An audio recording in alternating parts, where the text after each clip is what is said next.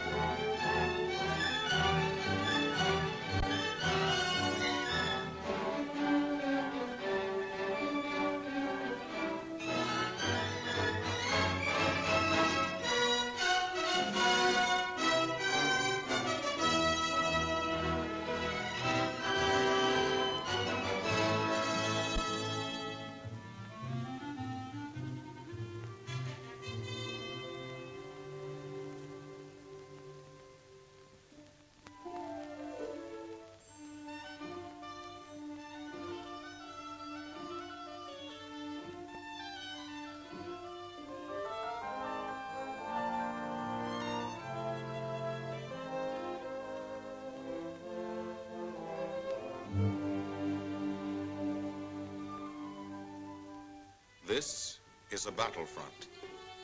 A battlefront like no other in the long history of mankind's wars. This is an air front.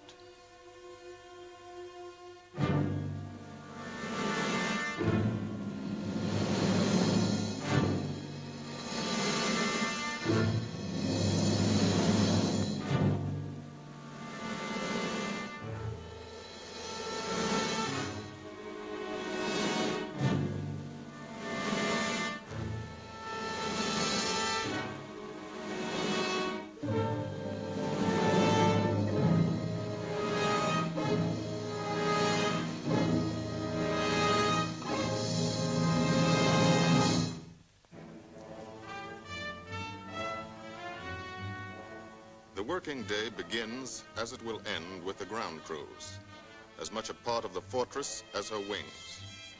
If you're a mechanic, you've got your own bomber. You get attached to it. But you know when your ship goes out on a mission, you may never see it again. So you do your work as well as it can be done, perfectly, because you wouldn't want anything to go wrong that would be your fault.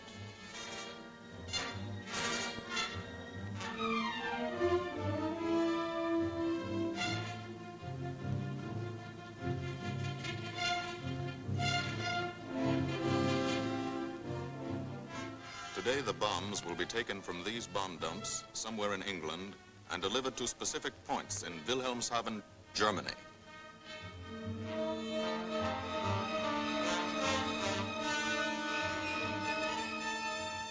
To deliver them is the job of the 8th Bomber Command, just a hauling job, yet one of the most difficult and complicated of military operations.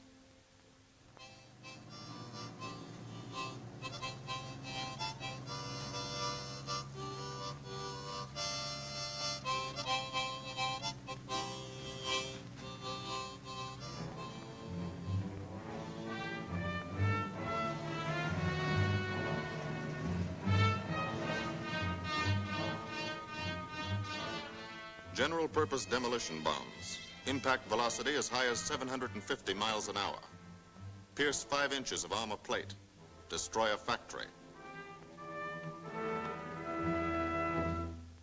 Briefing at 0800. Pilots, bombardiers, and navigators take their places. The group commander, Colonel Stanley Ray, steps up to the target map, and for the first time you learn where you're going. Sometimes your face turns white when you find out. Sometimes the feeling you won't come back tightens your insides. Not so long ago, you were sitting like this in a college or high school classroom, not listening too hard, perhaps even a little sleepy. But you listen here. And as you listen, you don't have time to think of yourself. Fear fades. You concentrate on the mission. Type of formation, assembly point, 0 hour, route to target, weather, enemy fighters, enemy flak, route back home. If forced down in enemy territory, destroy equipment. If taken prisoner, give no information. Name, rank, and serial number. That's all.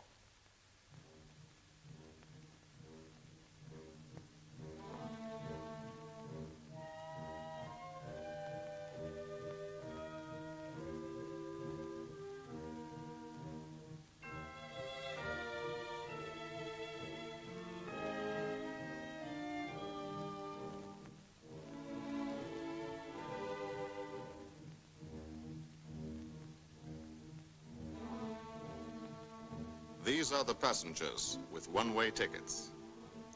And this is the crew of the Memphis Belle, 324th Squadron, 91st Heavy Bombardment Group. Just one plane and one crew in one squadron, in one group, of one wing, of one Air Force, out of 15 United States Army Air Forces. Well, fellas, we've never had an easy ride over there yet, and today won't be any different. No escort except unfriendly, so keep your eyes peeled. Don't get excited and yell when you're talking on the intercom. Save your ammunition and make your shots count. And let me know what goes on back there, Quinlan. Yes, sir. Stay on the ball, gang, and she'll bring us back like she's always done. Okay? Let's go.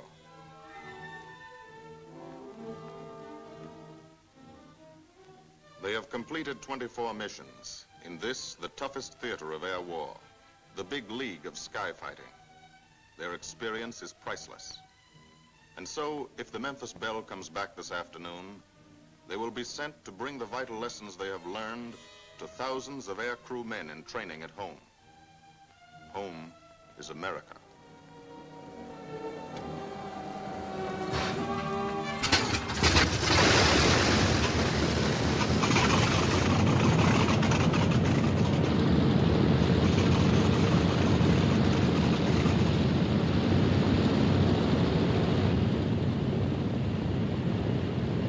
This is a battlefront, like no other in this or any war.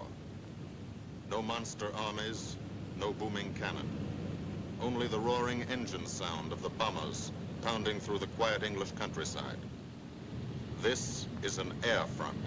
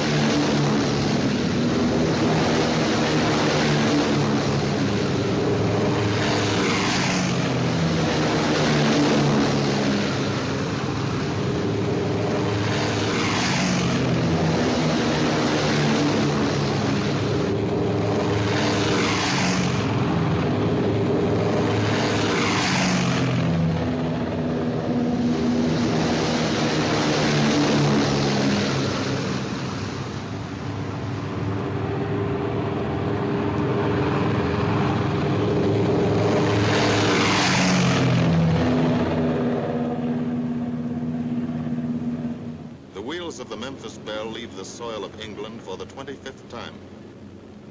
The friendly soil of England, with its ordered farms and rural hamlets, its country estates surrounded by formal gardens and well-kept parks. The England these Americans knew only from the classics they had to read in school. The England of the towns and cities, whose people have defended their island's freedom for over 1,000 years. But today, their countryside has changed. Today, their island has been converted into a gigantic bomber field, a super aircraft carrier anchored off the shores of Fortress Europe, with hangars and machine shops, with hundreds of dispersal points, perimeter tracks, and concrete runways. This is England in its 5th year of war. And this is the new battlefront, the air front, from which we seek out the enemy. Not his infantry or his artillery, not his panzer divisions, but the greater menace, the industrial heart of his nation, the foundation on which the Nazi Empire and its armies stand, the power behind the German lust for conquest. The steel mills and refineries, shipyards and submarine pens, factories and munitions plants. Pinpoints on the map of Europe which mean rubber, guns, ball bearings, shells, engines, planes, tanks, targets. Targets to be destroyed. And these are the destroyers, each with a belly full of bombs, and 10 men like the crew of the Memphis Belle. Pilot Captain Robert Morgan, industrial engineer from Asheville, North Carolina. He's flown this ship across the Atlantic. The other pilot, Captain Jim Verinis, business administration student at the University of Connecticut. Radio operator and gunner, Sergeant Bob Hansen, construction worker from Spokane, Washington. Navigator, Captain Chuck Layton, chemistry student at Ohio Wesleyan. Engineer and top turret gunner, Sergeant Harold Locke from Green Bay, Wisconsin. Used to be a stevedore. Besides keeping the Belle in order, he covers the sky above. Tail gunner, Sergeant John Quinlan of Yonkers, New York. Clerked for a carpet company, but he quit December 8th, 1941. Ball turret gunner, Sergeant Cecil Scott. Pressman for a rubber company in Rahway, New Jersey. Pilot to crew, 10,000, put on oxygen. They're climbing higher now, 300 feet a minute. The strain on the planes and on the men is mounting. The rest of the crew, Bombardier Captain Vincent Evans, operated a fleet of trucks in Fort Worth, Texas. Waist gunners, on the right, Sergeant Bill Winchell, chemist for a paint company in Chicago. And on the left, Sergeant Tony Nastal, used to repair washing machines in Detroit when he was a kid. Now he's 19 and has 2 Nazi fighters, confirmed.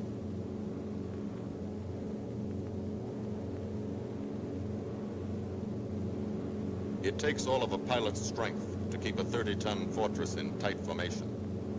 But the formation is the bomber's best defense against enemy fighters. The planes are deployed to uncover every gun, stepped up and down, echelon to the right and left, arranged to overcome the danger of gunners firing into friendly ships, arranged so concentrated cones of fire from the caliber 50 machine guns cover the sky for 1,000 yards in every direction.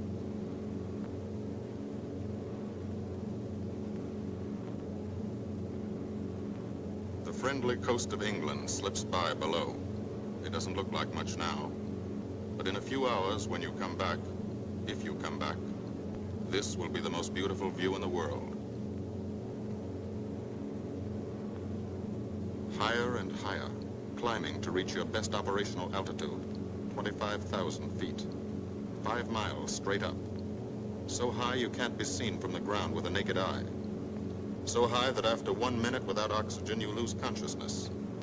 After 20 minutes, you're dead.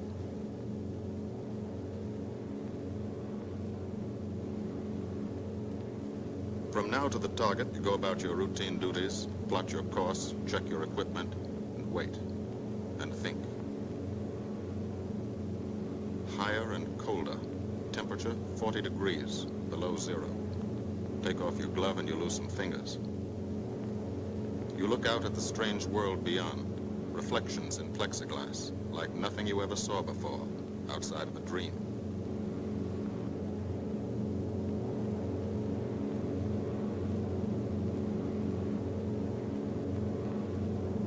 Higher and higher, into the lifeless stratosphere, until the exhaust of the engines mixing with the cold, thin air condenses and streams the heavens with vapor trails.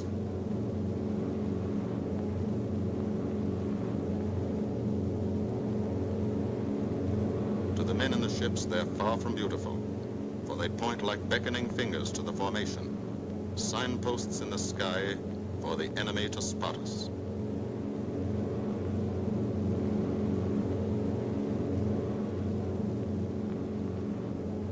For these bombers to accomplish their mission, a plan is needed.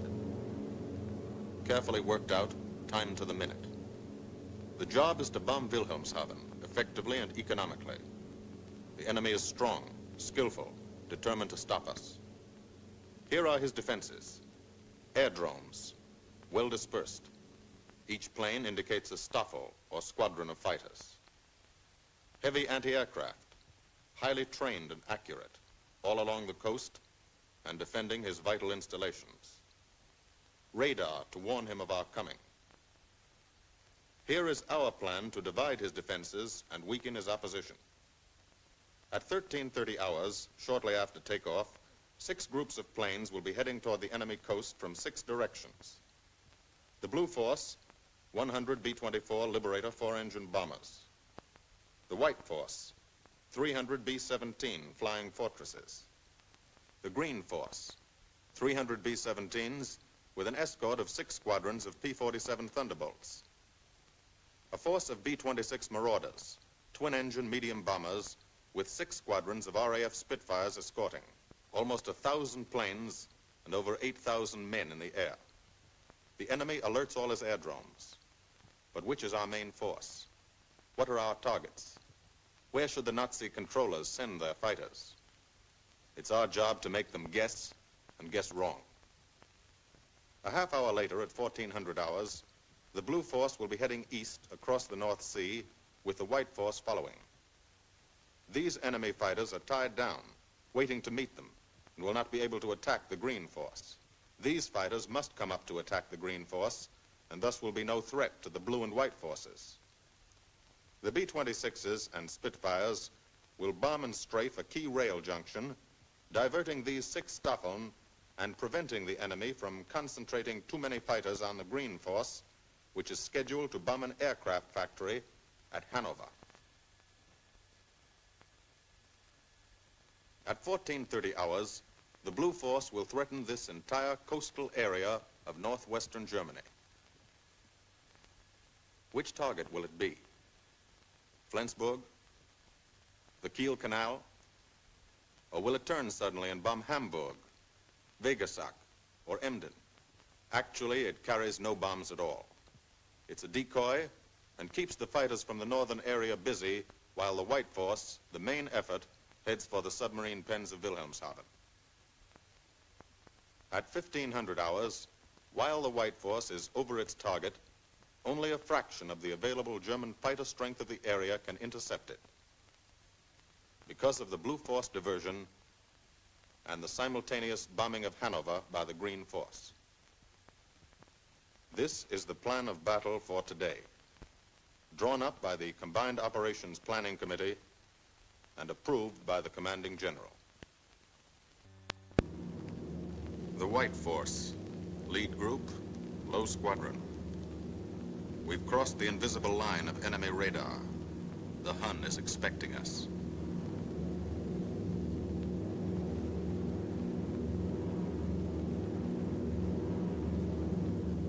Steel helmets go on. Watchful eyes strain. Tight formations are held tighter still. Tense gunners more alert because here it comes. The enemy coast. From up here, it looks the same as any other. Houses, roads, green fields, factories, waterways. But they are the houses and fields of those who invade and oppress. They are the factories and roads of the people who twice in one generation have flooded the world with suffering. Suffering in such quantity as the history of the human race has never known. Brought torment and anguish into countless American homes. Gold stars and telegrams from the War Department.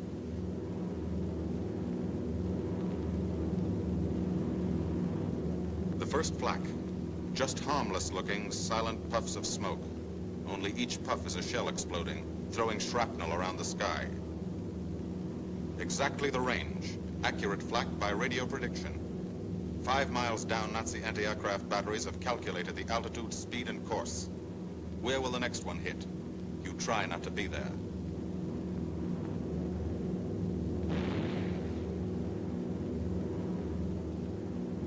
The docks and submarine pens of Wilhelmshaven. Approach to the target starts. No smoke screen can protect it.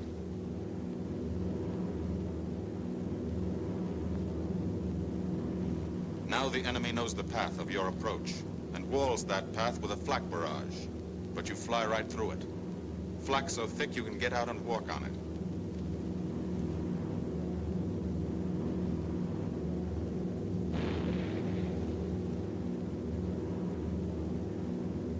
Morgan changes course every 15 seconds. Evasive action to confuse the flak batteries.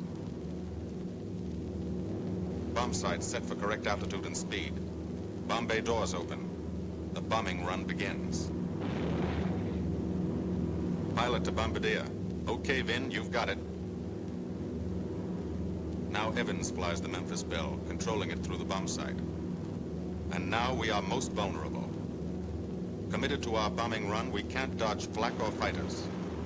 Here's the first.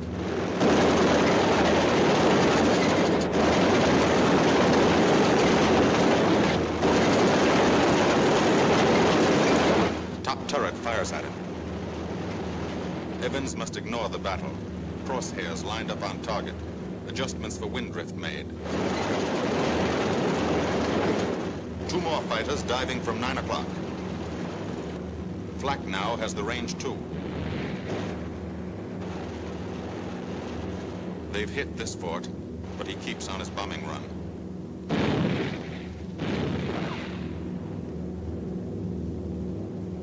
As lead bombardier, Evans's aim must be good. Every other ship in the group will drop its bombs when he drops his. Now one pointer on the bomb site moves toward another stationary pointer. The instant they touch, bombs will release.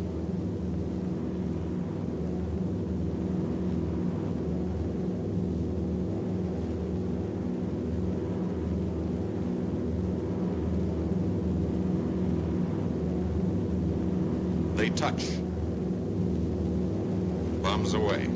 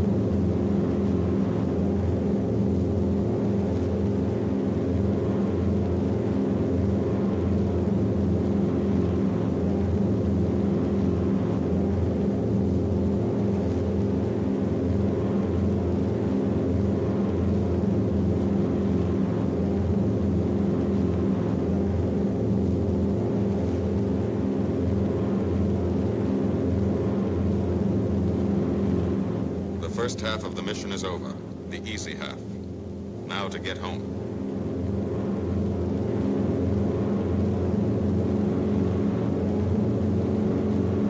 The flak stops. That means fighters out there somewhere. A staffer lurking behind that cloud, or hiding up in the sun where the glare blinds you, and you can't see them, waiting to dive down on you. Fighters at 6 o'clock. This is what a gunner sees. A speck in the sky. That's a fighter. And then a blink. That means he's firing at you. 2,300 rounds a minute.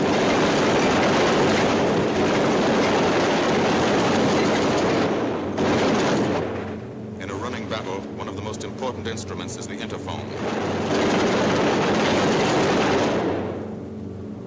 There's 4 of them. 1 o'clock high. They're coming around. Watch it.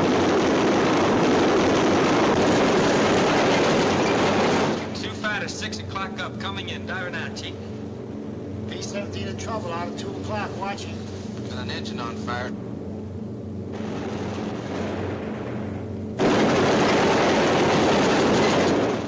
There's 2 more diving through the 94th. 3 planes, 9 o'clock, coming around. Keep your eye on them, boy.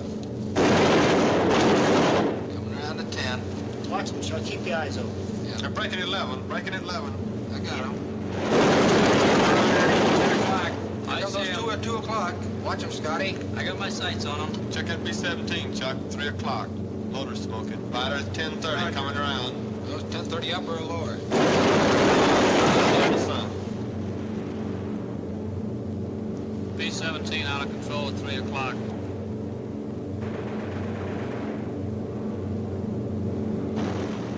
you guys, get out of that plane. Bail out. There's one. He come out of the bomb bay. Yeah, I see him. There's a tail gunner coming out. Watch out for fighters. Keep your eye on them, Bill. See any parachutes, Quinlan? 2 parachutes open, Flag Chief. at 9 o'clock. 8 men still in that B-17. Come on, Get out of there. There's 3 more chutes. Flak, 11 o'clock. Fighters, 6 Me o'clock. 109 at 3 o'clock. Keep after him, Winchell. I see him. I'm on him. Come on, use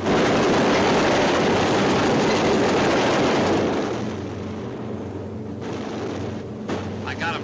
Quinlan, confirm that fighter. He got him, Chief. Look, he's bailing out. Don't yell on that intercom. Fighters, 10 o'clock. Watch those 2 at 12, Van. They're coming in. They're coming in, Scotty. Get that ball turret on him.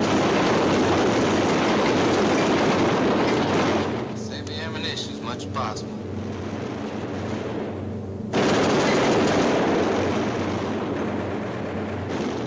Watch that fighter coming in at 3 o'clock. He's coming in on a half roll. Pull her up, Chief. Pull her up. Hurry.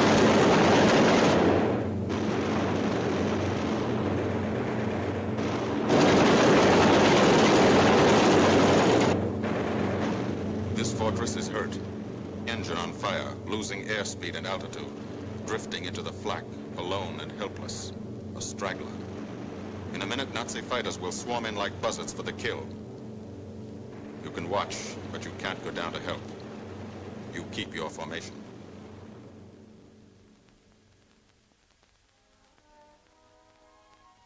Here, too, the mission is being flown.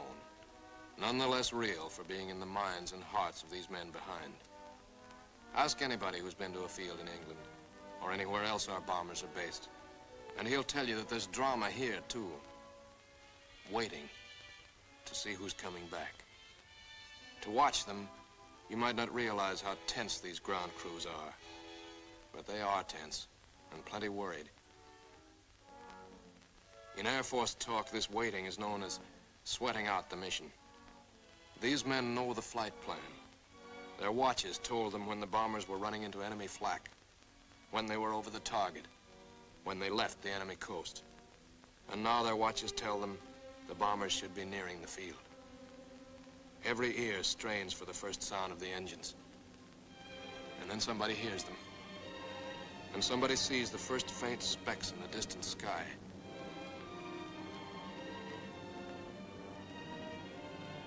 Every face turns to see and count. The watchers try to read the numbers on the ships. These planes have priority to land first. The colored flares mean wounded aboard. In the hospital window, these watching men know what that means. They know what it feels like to lie on a bouncing fortress floor for hundreds of miles through the frozen stratosphere in great pain, with the other men in your crew fighting to keep you alive until they hit the field.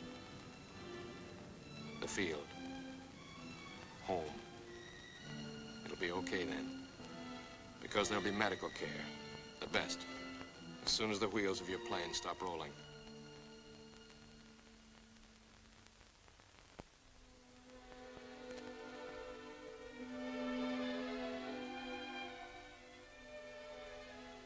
Head wound. Concussion. 20mm cannon shell exploded in his radio compartment. Shock. Internal injuries. He'll be all right, though. Flak burst scattered flying shrapnel. He's full of steel splinters. This pilot's leg is not a pretty sight. Neither are the docks at Wilhelmshaven. These men will all get the Purple Heart. And this man, too, posthumously.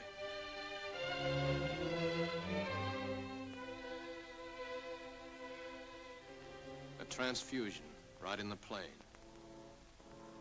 This gunner's too weak to be moved. The new life-giving blood flowing into his veins might be the blood of a high school girl in Des Moines, a miner in Alabama, a movie star in Hollywood, or it might be your blood, whosever it is. Thanks. 36 planes left this field this morning. Now 6 more arrived. That makes 20 home. And this one's 21. More wounded aboard.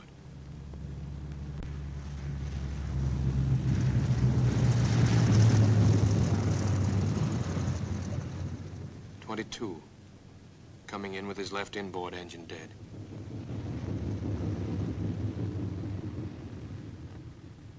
.23, with a feathered prop on his left outboard engine. .24, Southern Comfort, with a chunk of tail gone. .25, they flew home on their luck. .26, not a scratch. The control tower learns that 2 more landed at a British field to the south. 1 a crash landing, crew safe. That makes 28. 29. A rough landing, but her pilot's badly hurt. It's a wonder he brought her back at all. 29 planes back, so far. 29 out of 36. Our losses were heavy, but the enemy's were far heavier. We destroyed a German aircraft factory, a rail junction, submarine pens, docks and harbor installations. That's specific, known damage. But who can tell the number of German torpedoes that will not be fired, the number of our convoys that will get through now, the soldiers' and seamen's lives that will be saved, or the battles that will be won instead of lost because of what these bombers and airmen did today.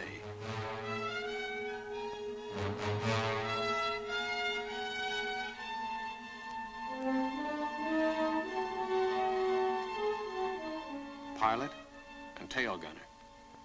They can laugh now. Fire on the inboard engine did this. Flames streaked back and burned the stabilizer, too. Another crew luck brought back.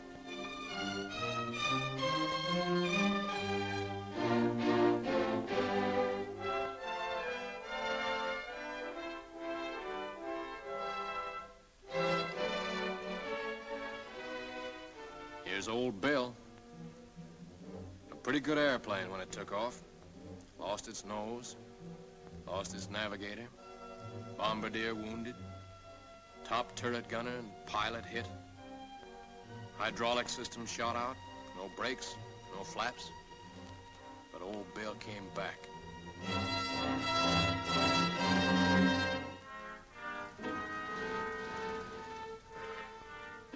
Now, among the returned crew members, talk flows like a river, talking out every detail of the mission. These are the faces of combat, faces of Americans who have watched their comrades die, faces that can never forget the enemy, and they're in no mood to have their picture taken.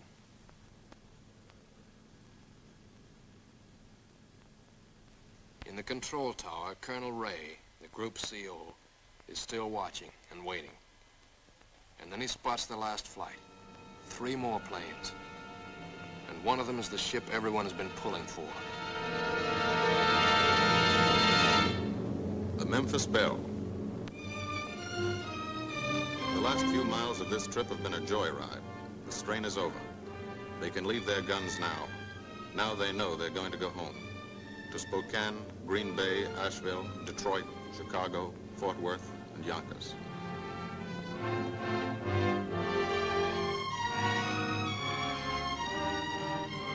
The Belle comes in for her landing, but first Morgan buzzes the field, cuts the grass with the giant fortress.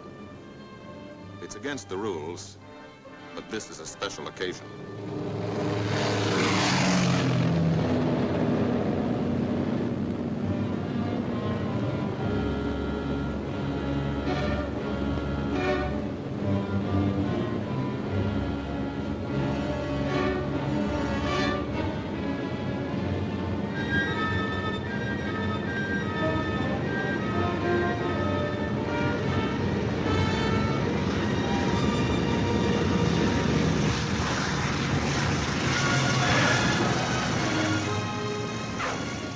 Of the Memphis Belle come back to the soil of England for the 25th time.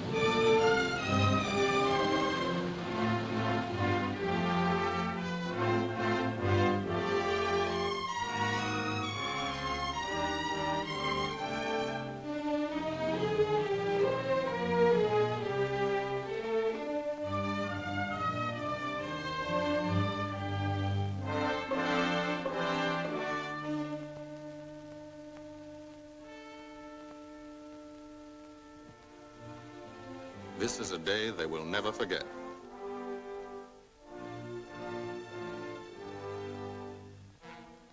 Another great day soon after, Brigadier General Hansel visited the field and presented the Distinguished Flying Cross to every member of the crew.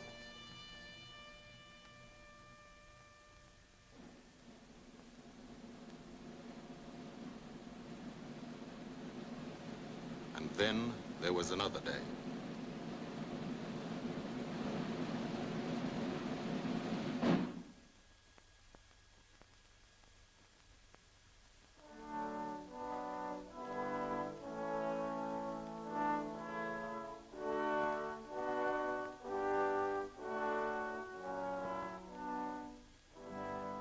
Their Majesties, the King and Queen of England.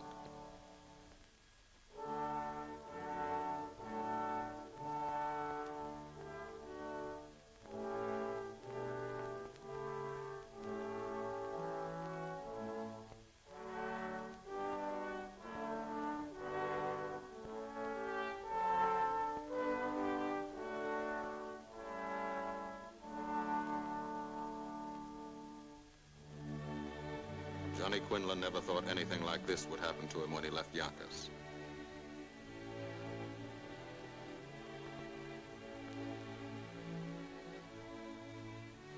The ground crew were a little self-conscious about being dressed in fatigues, but the Queen thought they were very nice.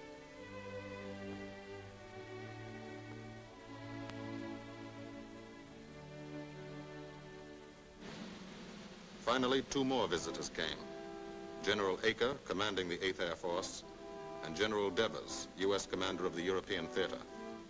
The Belle crew received them in flying clothes, as General Acre read the order for what he called their 26th and most important mission: return to America to train new crews and to tell the people what we're doing here, to thank them for their help and support, and tell them to keep it up, so we can keep it up, so we can bomb the enemy again and again and again until he has had enough. And then we can all come home.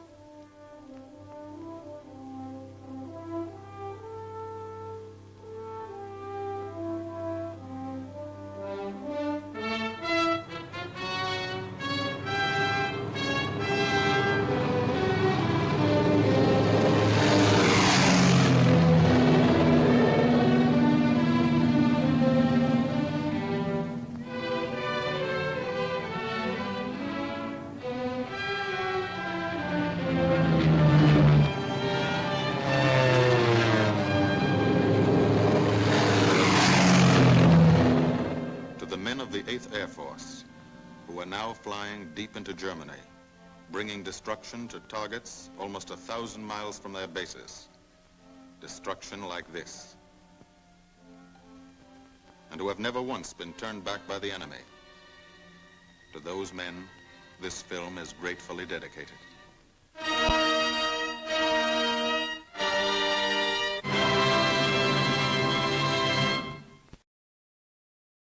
This has been a presentation of the Library of Congress. Visit us at loc.gov.